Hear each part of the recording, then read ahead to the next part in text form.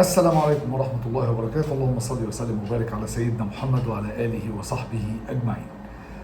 طبعا الواحد كان ساكت، ما كانش بيقدم فيديوهات، ما كانش بيتكلم، ما كانش بيعمل أي حاجة بخصوص منتخب مصر طبعا في كأس العرب، لحد بس ما نشوف احنا رايحين فين. ومن البداية من دي 1 احنا عارفين ان احنا هي دي هتبقى النهاية. يعني احنا النهاردة خرجنا من البطولة، مش هنقول بقى على ايد الاردن، لا احنا خرجنا من البطوله على ايدنا.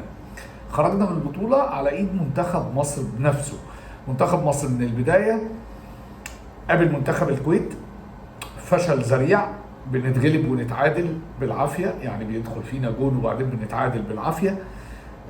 والحمد لله رب العالمين، لان كنا هنخرج مغلوبين بكره الدحام طبعا اللي كان رايح انفراد لولا بسام صدها. بنقابل منتخب الامارات بيتقدم علينا وبرضه بنتعادل. والنهارده منتخب الاردن ماتش في منتهى الاهانه لمنتخب مصر، ومش عايز اسمع نغمه ان ده المنتخب التاني او ده منتخب البديل. محدش يقنعني ان مصر ما فيهاش لعيبه، مصر كلها ما فيهاش لعيبه تعمل منتخبين.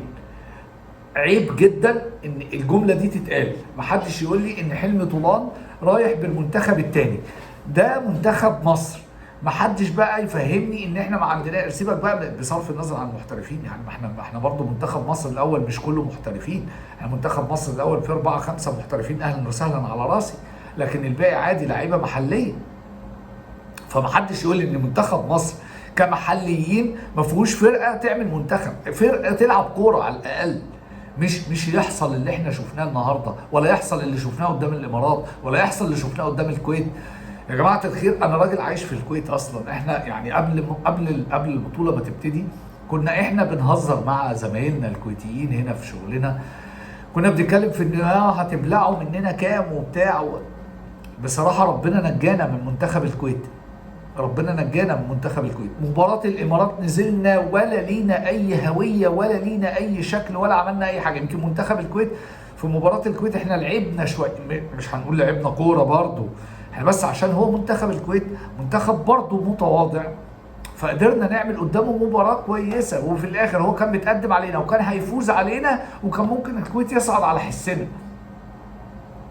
لعبنا بعديها منتخب الامارات مباراة ولا لينا هوية ولا لينا شكل ولا لينا معنى ولا لينا أي أداء، وكنا هنتغلب والحمد لله اتعادلنا. نلعب بقى النهارده مباراة حياة أو موت، بقى مباراة تصعدك هتطلع بره، تتغلب 3.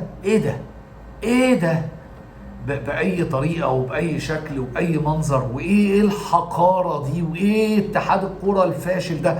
وخلوا بالكم عشان بس لا تتخيلوا، عشان بس كان في نغمه كده حاصله من فتره ان الجماهير بعدت عن منتخب مصر وعن تشجيع مصر وبتشجع الانديه.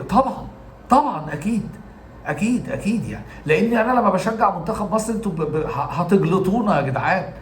انتوا بتكرهونا في الكوره، بتكرهونا في كل ما هو له علاقه بالرياضه، مش بس الكوره. يعني انتوا بتلعبوا كره قدم بس مكرهينا في كل الرياضه اللي في الدنيا. اي حد بينزل يجري من بيته لو هينزل يجري عشان يخس كرهتونا في رياضته. مش ممكن يكون هو ده منتخب مصر اللي بيقولوا ده المنتخب التاني. لا يا حبيبي، ده منتخب مصر، ده منتخب مصر. مصر كلها بعراقتها بتاريخها في الكوره ما عندهاش منتخب كوره تاني، فرقه تعرف تروح تلعب البطوله العربيه دي وتكسبها. يا نهار اسود، نطلع بالدور الاول قدام مين؟ قدام الكويت والامارات. امال لو قابلت بقى منتخب السعوديه، ولا قابلت منتخب المغرب، ولا ايه ده؟ فين الكوره؟ حسبنا الله ونعم الوكيل في اتحاد الكوره الفاشل. ومحدش يتخيل ولا يتوقع ان احنا رايحين افريقيا ناخدها. لا عادي جدا، هنتغلب ونرجع من الدور الاول. واذا ربنا اكرمنا وصعدنا من الدور الاول، اول مواجهه في النوك اوت هنطلع ونرجع مصر. منتخب فاشل، بدايته عند اتحاد كوره فاشل. مفيش سيستم لكرة القدم في مصر، مفيش سيستم لكرة القدم في مصر، ولا هيبقى فيه، ولا عمرنا هنروح في حتة كويسة. شكرا، هو ده كل اللي كنت حابب اقوله.